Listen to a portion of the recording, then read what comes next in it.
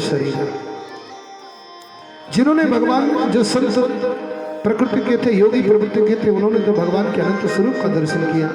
लेकिन जो दुष्ट प्रवृत्ति के लोग थे उनको लगा मानो साक्षात वीर रस ने इनका स्वरूप धारण करके इस रंगमंडप पर प्रवेश किया है।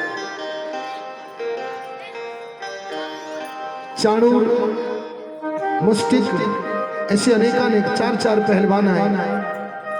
दोनों के बीच में युद्ध की बात हुई। भगवान ने कही काय मामा तो को लाज लाए लगे, इतनो हट्टो पट्टो होके छोटे से बालक से कुश्ती लड़ने की इच्छा जता रहा है। पाने कही तू छोटा सा बालक है, अरे तू छोटा नहीं, तू तो पक्का खोटा है, चल दो हाथ हो जाए। भगवान ने जो पकड़ के उसकी मुट्ठी और जो प्रहार किया, महाराज एक मुष्टिका में काम तमाम कर दिया। बलराऊ ने पकड़ करके पैर जो लपाड़ा वो एक पटका दिया, वहीं से उसको उद्धार करते हुए समस्त पहलवानों का उद्धार करते हुए भगवान अब कंस की ओर बढ़ रहे हैं। कंस को यत्र तत्र सर्वत्र केवल भगवान का ही दर्शन हो रहा है। कंस और भगवान के बीच में भयंकर युद्ध हो रहा है। जय श्री भगवान ने कंस के साथ में युद्ध करते हुए कंस को पटक करके उसकी छाती पर चढ़ करके जो मुष्टिका का प्रहार किया, एक मुष्टिका जोर से छाती में रख करके भगवान ने कंस को मारा। कंस का वहीं से उद्धार होगा। बोले कंस मर्दन भगवान की जय हो। इन सब लीलाओं को सार रूप में इसलिए कि आज विवाह की कथा भी कहनी है, इसलिए इन लीलाओं को संकुच किए। मैं 10 मिनट का समय होली में गया, जाकर के कृष्ण भगवान ने देवकी वसुदेव को बंधन से छुड़ाया। उग्रसेन महाराज का बंधन छोड़ करके फिर से राज्याभिषेक हुआ। कंस का वध करने के कारण जरासंध उसका शत्रु हो गया। भगवान कृष्ण और बलराम का यज्ञोपवीत हुआ। संदीपनी आश्रम में भगवान का गुरुकुल में प्रवेश हुआ और गुरुकुल में प्रवेश करने के बाद भगवान का पुनः आगमन हुआ मथुरा में। मथुरा में आगमन हुआ। भगवान निरंतर गोपियों की चर्चा करते हैं।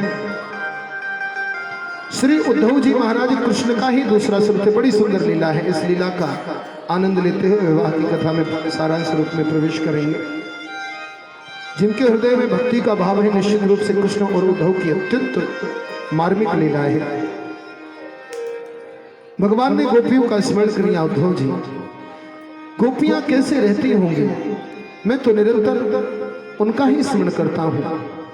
उनकी क्या दशा होगी? वो कैसे रहती होंगी? उद्धव जी ने कहा, कन्हैया,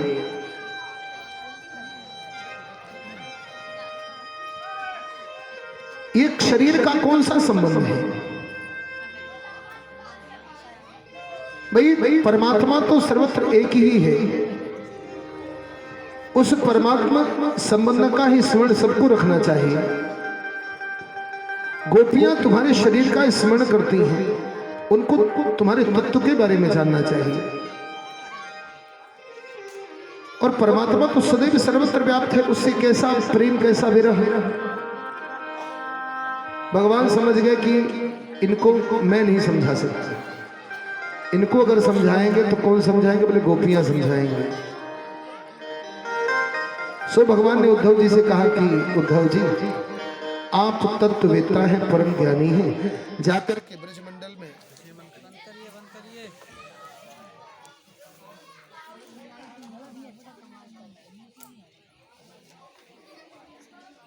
मधुपकी तव बंधु मधुपकी तव बंधु माला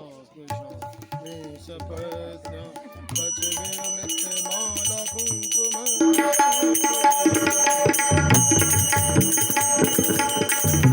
उद्धव जी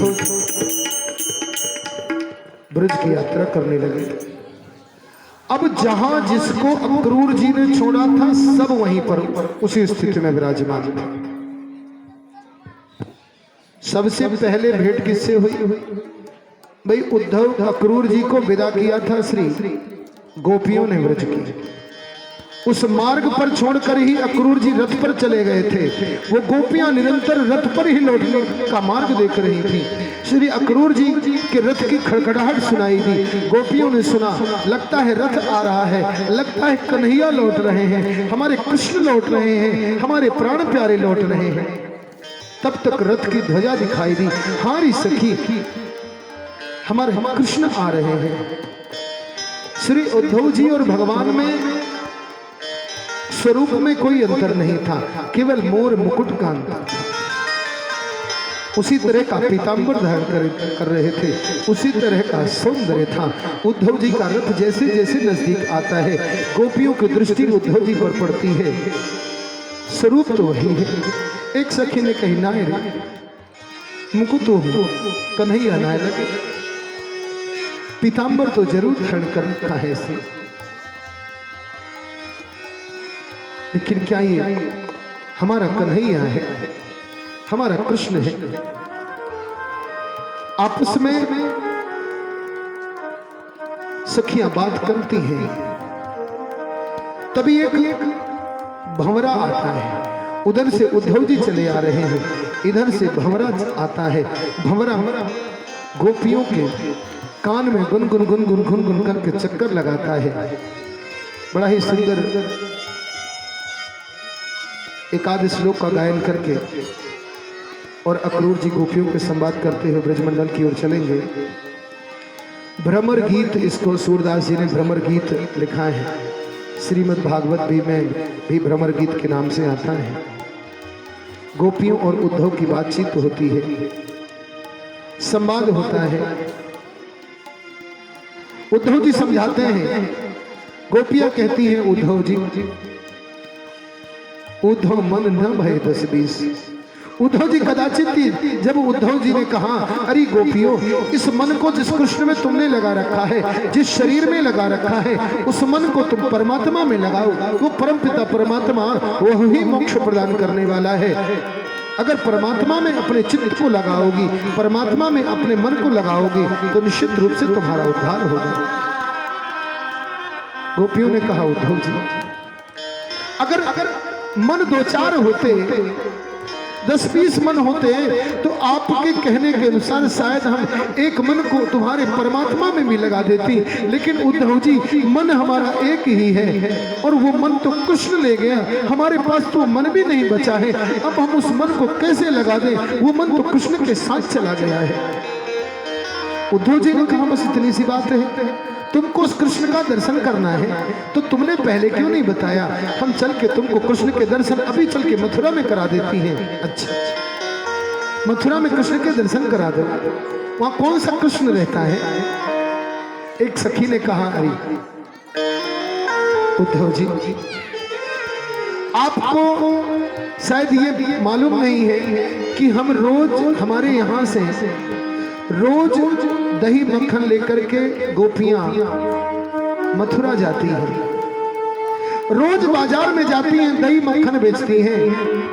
तो मथुरा का रास्ता तो हमको भी पता है, लेकिन हमें तुम्हारा वो मथुरा का कृष्ण नहीं चाहिए, हमें देवकी नंदन नहीं चाहिए, हमें तो हमारा यशोदा नंदन चाहिए, हमें तो वसुदेव नंदन नहीं चाहिए, हमें तो हमारा नंद नंदन चाहिए, हमें तो हमारा वो कन्हैया चाहिए। जब हम दूध दूती हैं तो आकर के वो हमारे बछड़े खोल देता है, जब हम घर में श्रृंगार कर रही होती हैं तो आकर के हमारी चोटी खोल देता है, जब हम घर में मक्खन निकाल रही होती हैं तो आकर के हमारा मक्खन चुरा करके चला जाता है। हमें तो हमारा वो कन्हैया चाहिए जो हमारी मटकी फोड़ देता है। हम तुम्हारे कृष्ण का क्या करेंगे?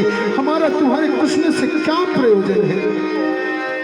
हमारे तुम्हारे कृष्ण का कौन सा संबंध है? हम किस नाते तुम्हारे कृष्ण के पास जाएंगी? हमारा उसका तो कोई रिश्ता भी नहीं है, हमारा उसका तो कोई संबंध भी नहीं है, हमारी उसकी कोई जान पहचान भी तो नहीं है। हमारी जान पहचान तो हमारे कन्हैया से है, हमारे वृंदावन में रहने वाले उस छैल छबीले से है, जो आकर के हमारे पास बैठ जाता है। जब हम उसको छछिया भर छाछ,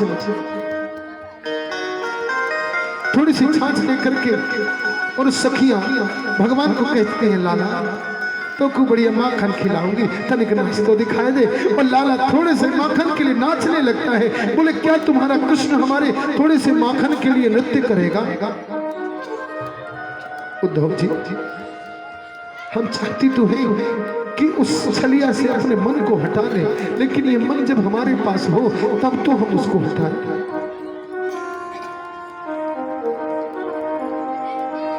महाराज, जिस उद्धव जी के मन में विचार आया था कि मैं जाकर के गोपियों को सांत्वना दूंगा, आज गोपियां घेर करके उद्धव जी से मांगती हैं, पूछती हैं। जब उद्धव जी समझा नहीं पाए, हमें हमारे कृष्ण के शरीर से कोई संबंध नहीं, कोई मतलब नहीं।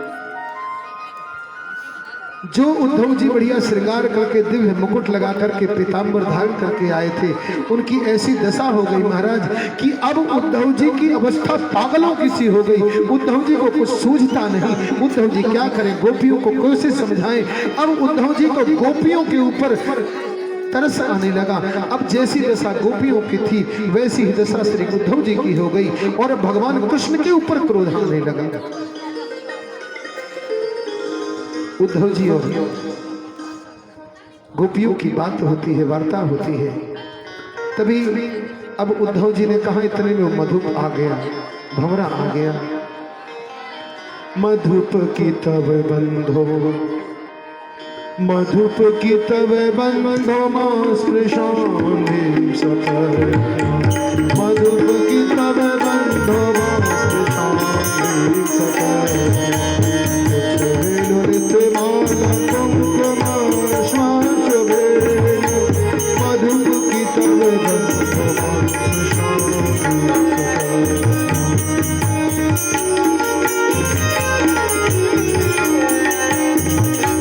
मधुप की तब बंधो मां स्पृशामि सपता, कुछ विललित माला कुंकुमाश्म सुबेला, कुछ विललित माला कुंकुमाश्म सुबेला। वाहत मधुपति सन्मानिनी प्रसादा, यदि सरसि विराजम्यस्य दूतस्तुमीति। मधुप की तब बंधो, मधुप की तब बंधो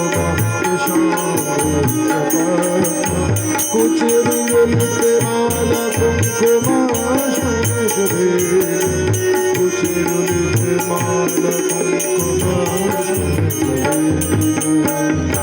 अरे मधु, तू भी लगता है उसी, अभी ये उद्धव हमको समझा करके गया, अब तू भी हमको समझाने आ गया। अरे कपटी,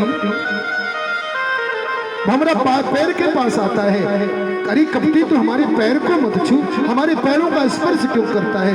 जैसे वो तेरा सखा कपटी है। जितने सांवले सलोने होते हैं, जितने सांवरे होते हैं, वो सब कपटी होते हैं। तू भी एक नंबर का कपटी दिखता है। जितनी भगवान कृष्ण पर खींचती सब उस मधुर पर, उस भंवरे पर दिखाई। गोपियों की इस दशा को देख करके उद्धव जी गोपियों से कहा, गोपियों,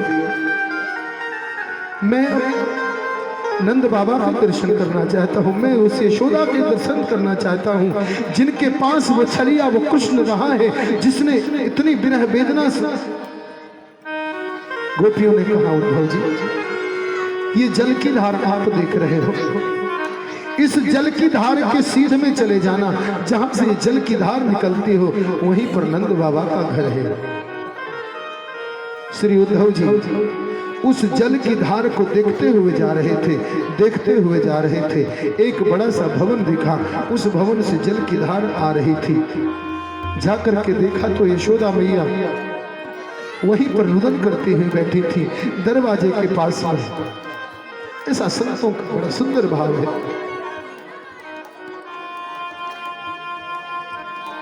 उद्धव जी ने जाकर के प्रणाम किया। यशोदा मंदिर में